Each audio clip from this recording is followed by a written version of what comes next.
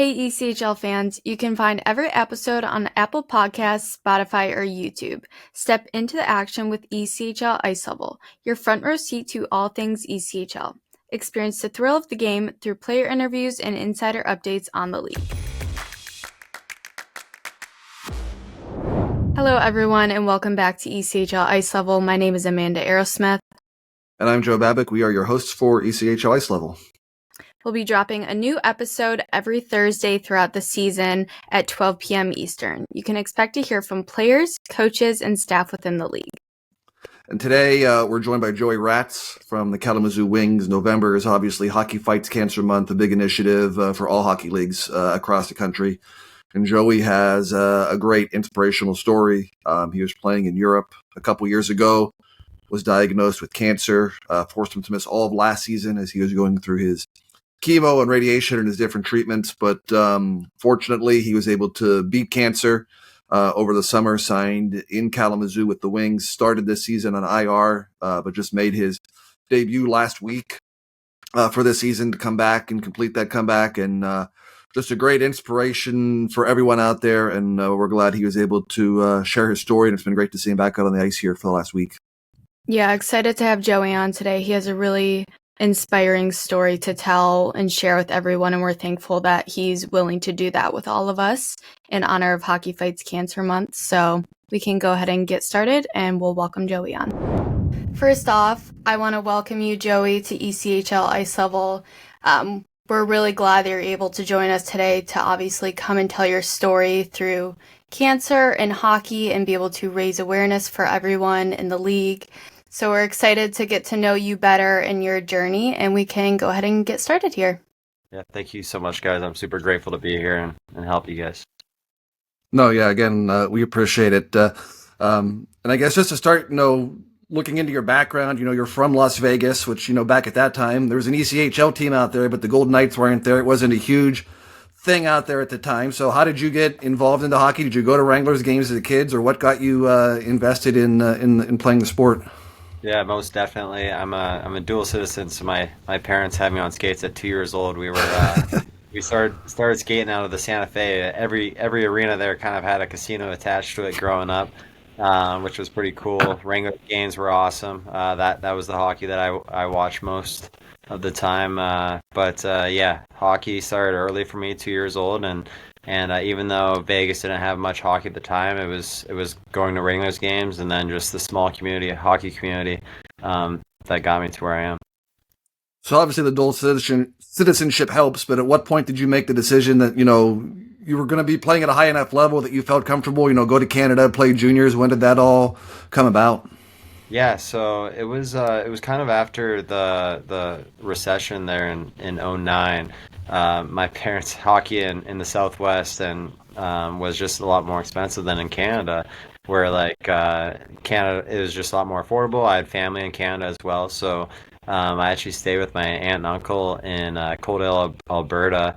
Played minor midget in Lethbridge for the Pronghorns, and then I've always known that I wanted to go the college route, the NCAA route. And so I got an opportunity to play in the Alberta Junior Hockey League. From there, I was drafted in the USHL, played for the Sioux Falls Stampede in the USHL, and then from there, I committed D1 to Arizona State University, which was the first year that they got a D1 team. So it was almost like the full circle. I grew up when I was in Vegas. I played a little bit in Arizona. I'd fly back and forth from Vegas to Arizona. I played with the Junior Coyotes, Austin Matthews, and those guys in Scottsdale, and it was just cool to commit to Arizona State because it was the full come around. Yeah, we wanted to touch obviously on your time at ASU. So how was that experience going in, being at Division I? That was the first year. So how was your experience there in college and then also with hockey? Yeah, no, it was the most amazing experience. I'm so grateful. I've no regrets for going to Arizona State. Just with as you guys know, the weather and the lifestyle is on another level. But to play hockey there as well, it was something special. They have so many amazing resources for the players. It's such a large university that anything that you needed, they were there for you. And it only transitioned to even more away from hockey. A lot of the Arizona State alumni, the guys that played there that first year, they've kind of hung around Arizona because it's just a great lifestyle. And even when I come back in the summers, or when I had my health diagnosis there, I had a lot of those guys and a lot of those coaches and family and fans support me throughout that time. So yeah. Yeah, that's awesome. So, following ASU, your next step was going to the Utah Grizzlies. So, just walk us through, that being your first professional experience. Yeah, Utah, they've also another great organization. Being in Salt Lake City, there's just a lot of things that you can do. I know it's a long season, but it's very accommodating to players to play there, and Utah was amazing. I love the ice there. Ever since they had the Olympics in '02, they just every arena there in Salt Lake City has amazing ice, and not saying other places don't, but Utah specifically, they treat their players really well, and yeah, I've everything good to say about that organization. After that season, you went over to Europe. I think a lot of players always have that in their mind to go over there. You did it after 1 year. What Yeah. led to that? Was going to Europe always something you had in the back of your mind when you began your professional journey? Yes, most definitely. Growing up, I just, I've always wanted to have that experience to play overseas. Uh, I mean, as a young kid, you always want to play in the NHL, but when I was given this opportunity to play in the top league in France, I ran with it. Didn't really know what to expect until I got there. It was an incredible opportunity, smaller population town. It was the two teams that I played for there were in the Alps, the Briançon d'Able Rouge and the Gap Rapace.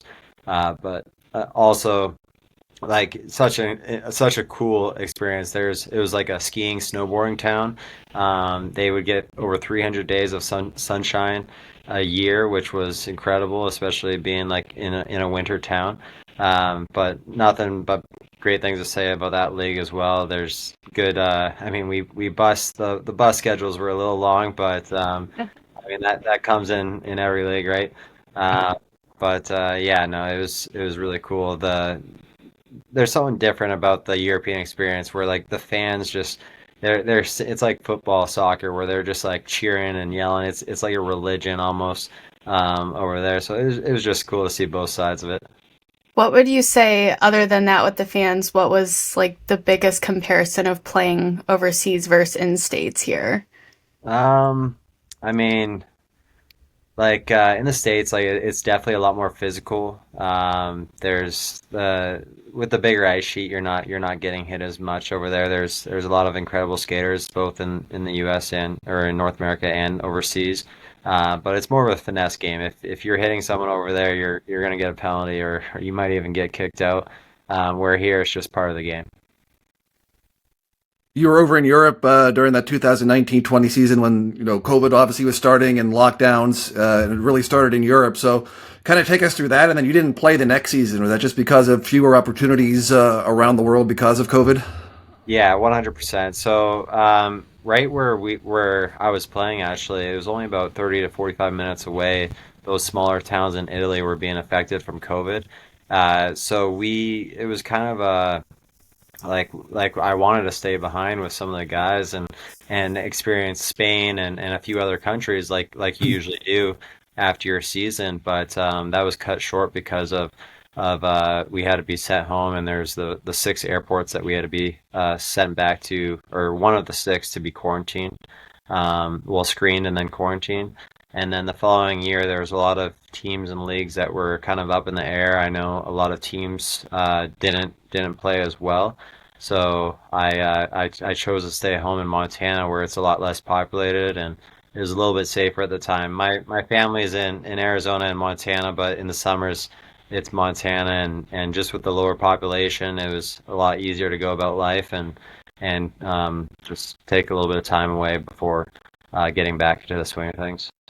So, going from those gap years and then obviously back to Arizona at some point and between Montana, when did your cancer diagnosis kind of take place within your hockey career? And just tell us about how that all started, how you found out about it. Yeah. Yeah, no, this is exciting. So I was diagnosed in May of 2022. Never thought I had cancer or any type of illness or disease before. I was always a top athlete, and like I would always come into the season in incredible shape. I would always try to be the top 3 to 5 players and just being in good shape endurance wise, stamina wise, and there was just something different about the UK.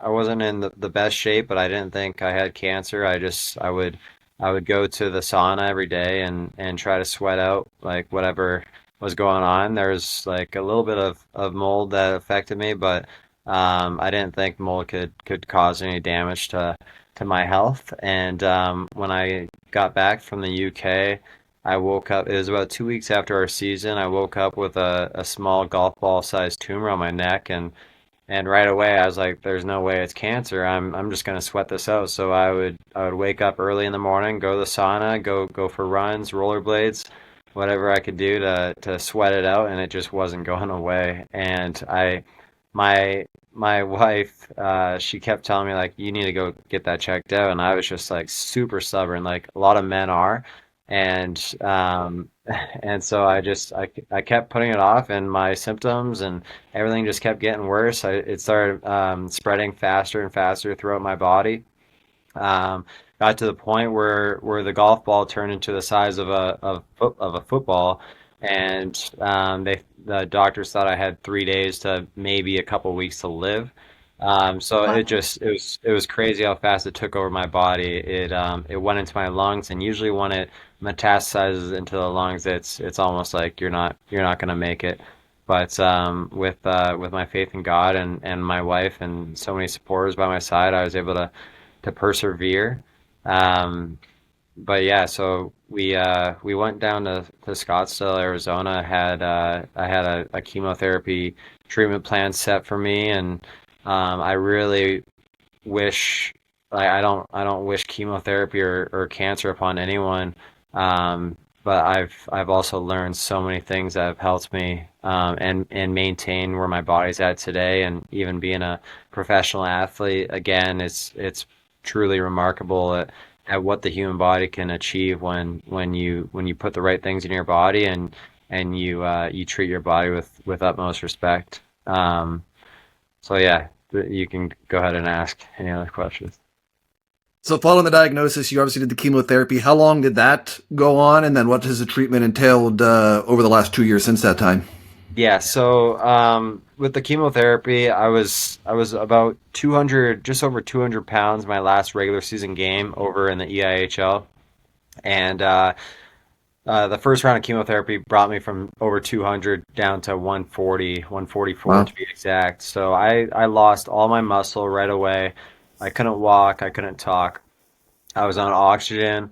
I was completely fried. Like I really couldn't think for myself. I couldn't make my own decisions for myself. I was really just praying that I was going to recover. Um, and and that took me out for a long time. I didn't have. I mean, I usually like the things that I could do with my body with like just eliminating. I wasn't able to do that for about a year and a half properly. So it's just it's incredible, and the things that I do every day, and I encourage others to do it every day, is just getting your electrolytes.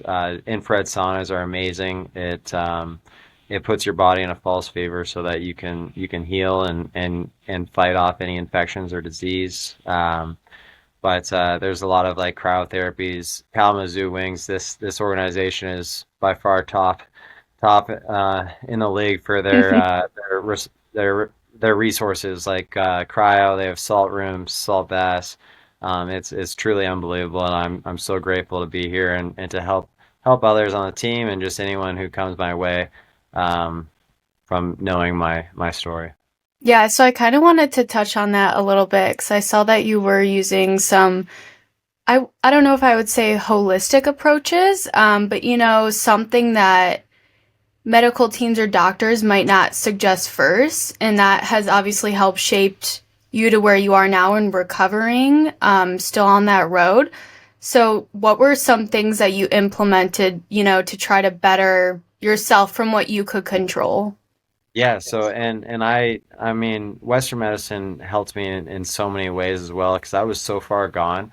So I'm so blessed for both because like I could not be here today if I wasn't doing the chemotherapy.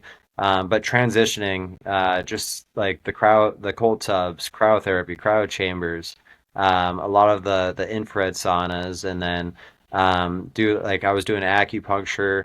I was doing deep breathing exercises is huge and just allowing your body to get more oxygen. Um, Cancer feeds off sugar, so I had to change my diet completely. I've done a ton of different fasts and different diets overall, but just breathing and getting movement in, a lot of lymphatic tapping, massages, because that's where the cancer completely spread throughout my body. That's my problem child. I rebound on the trampoline every day. It's pretty cool, but I do a lot of things, a lot of tapping and a lot of like just I maximize my resources to the fullest. And if there's anything that someone recommends, I'm trying it. It's just cool. Ever since I started this journey, it made me so much more eager to learn more. And so a lot of it's trial and error, but a lot of it's just seeing what works for you too. And obviously, when you're going through cancer and the treatments, the mental side of things is just as important. So, how strong was your family support system? Was there a person or two in particular who was a good pillar to you to help you get through everything? Yeah, my wife, we just got married in August, but she is the most incredible human being on this earth. She's my angel, I like to say. Like she did save my life because without her, I don't think I'd be here today. She's truly remarkable, and she helps me every single day. If I was down or depressed, she told me I can always restart my day. If I was in pain or having aches from the cancer, I just restarted my day. She would make me laugh and smile, and we would dance and just everything that would help us get through the day and feel better. We would pray and just it's I'm so grateful and so blessed to have her in my life and my family especially as well, and all my friends, Arizona State University. There's so many guys that would come visit me in the hospital and just be there for me, whether it was just showing up and just helping out and checking in on me. I knew I have such a great platform of people that have helped me get to where I am today. So, moving on, now you're with the K Wings, obviously. So, what kind of brought you to that turning point to be like, hey, I'm ready, I want to play professional hockey again? And how has it been? Obviously, you were on IR for a little bit, Yeah. but how has that been just getting back onto the ice, getting back into a routine? I love it. I mean, I've missed it for a little bit. It's honestly, I'm so grateful for the Kalamazoo Wings. They just being here and allowing me to make a comeback and it's just I'm truly blessed. Like it's hard to really put into words how grateful I am. I can't wait to get this going and we have such an amazing group of guys and leaders on this team that it's we're just such a tight knit family in here. So whenever it's time to go, I'll be ready to go. After all your treatments, how long did it take you to get back on the ice and then build back up to where you felt comfortable enough to be able to sign and play hockey this season? Yeah, so after the rounds of chemotherapy, I um, I was super weak. Like obviously, I couldn't walk, and every day I'd walk 3 miles a day on an incline treadmill to help just reduce the visceral fat in my body, and then just help my cells turn over. But I mean, I did a lot more than just that. But once I was able to get on skates, even though I was a little bit anemic, I still got out there with the guys and a lot of the Arizona State alumni or ex pros that are from Arizona. I was skating with the NHL alumni for a while in Arizona, and once I started getting back into the swing of things, I knew I was able to make a comeback. My body is so much stronger than it's ever been. And so just knowing that my body is so capable when I do the right things for it and put the right things in my body as well, I knew I was ready to go. And it wasn't until I knew for sure was this summer in about the end of June, early July. I knew I was capable to come back, but once I was completely cancer free and I had zero remaining tumors in my body, I was all in. And were teams pretty receptive? I mean, you haven't played obviously for a while, coming through Yep. the treatment, but I mean, there's a lot of guys who've been in the same situation before. So, just kind of walk us through your being recruited and talking to teams this summer and how that all went, coming off your treatments. Yeah, no, I mean, I haven't done treatments. I do a lot of like holistic or other treatments just to keep my body in top shape. But I haven't done chemotherapy in a few years now. And just I've been in touch with a lot of the same resources that I've had. You know, Brian Curran, he was a head coach and player for the Kalamazoo Wings, and I talked to him before coming here. Joel Martin, he had a really good relationship with my head coach at Arizona State University, who I've been skating and practicing with the Arizona State Sun Devils with that men's hockey team down in Tempe. So I've been skating with them for the last few months before coming here to KZoo, and so he's been watching me and helped me, and with his relationship with Joel, he kind of had a few good conversations with him. I was talking with the Grizzlies head coach and a few other teams just that I've had history with, and I mean they all welcomed me back, and I just felt the best place for me at this time was KZoo and what they had to offer, especially with health resources and just helping others, anyone that's going through this situation to be in tune with their body and you know what's best for it. Just trying different things and just I mean it really was a process, but trial and error and just really kind of pushing to get as healthy as possible. Obviously, you mentioned you're really enjoying your time so far with the KZoo Wings, but how has the support been from, the team itself and all the other guys? And have you been able to, share some of what you're doing on a day-to-day basis to stay healthy and all of that with them? Or just how is that all going with the team? Yeah, no, most definitely. We always have what works for us, and we do. We've had a few. My wife and I, we've made dinners for a few of the guys, and so like we'll have dinners together, just kind of show them what we put in our body, what we eat, what we don't eat, and then just extra things like everyone's just so curious and to see what works for them. So we have resources like the Zen Den here in Kalamazoo. We have U.S. cryotherapy, so a lot of guys will experiment with red light therapy, infrared saunas, cryo chambers, cryotherapy, cold tubs. They're already doing a lot of those things too. So we're just kind of like ideas off the wall, just what's gonna make you feel better every single day. Yeah. Well, Joey, we certainly appreciate your time. At the time we're recording this, you haven't been back on the ice yet, but hopefully by the time this airs, you'll be out there making an impact on the ice as you have off the ice. So again, we thank you for sharing your story with us and wish you the best of luck here the rest of the way. Of course, thank you guys so much. I'm so grateful to be here and help you guys out in any way possible.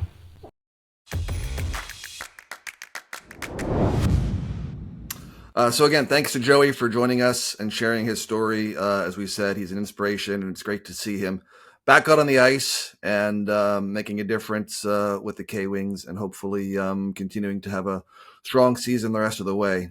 We won't have an episode next week because of American Thanksgiving, so we wish everyone out there a happy Thanksgiving. Enjoy your time with family and friends, and hopefully you can get out to some games over that week, and we'll see you again in 2 weeks. Make sure you like, subscribe, comment on our podcast. You can follow us on social media as well at ECHL Hockey on Facebook, Instagram, and TikTok, and at ECHL on X. Thanks, everyone.